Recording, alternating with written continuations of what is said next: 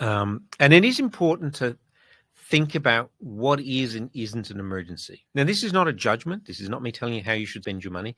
That's for you.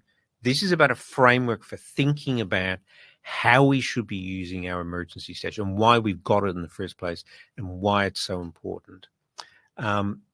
So your expenses just being bigger than you'd planned, that's not an emergency. And that's why you need to have a bit of a buffer built into your budget.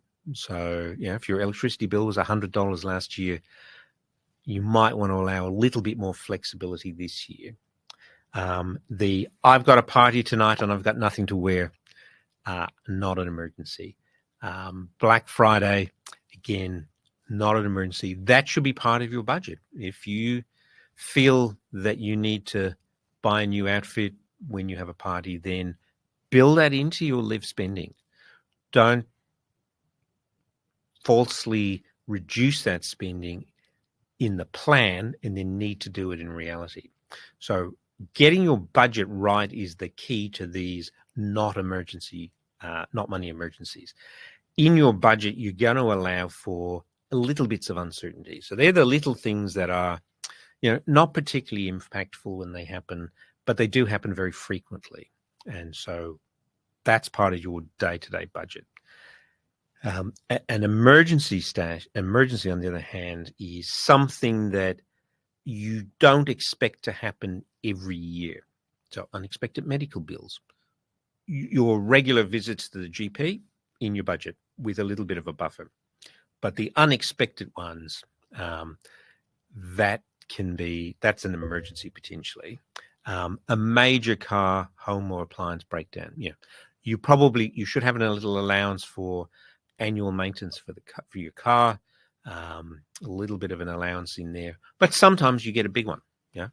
Your clutch fails, you have a minor bingle. All of those things are not to be expected to happen every year, and that's why we've got an emergency stash. Death or illness in the family.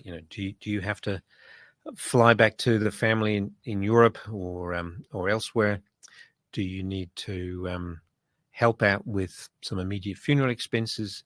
Do you have to take some time off work, maybe unpaid leave? So they're the sort of things we're talking about when we talk about an emergency stash. It's the things that happen individually less frequently than once a year is a good way of thinking about them. The stuff that we expect to happen all the time, that should be in your budget, which you may or may not spend. If you get to the end of the year and you've got a surplus, well, that's great. But the emergency stash is about those things that happen a bit less frequently. For the really big ones, we're probably going to have insurance. So some more examples, relationship breakdown, fines or legal expenses, and potentially loss of income through unemployment or being unable to work.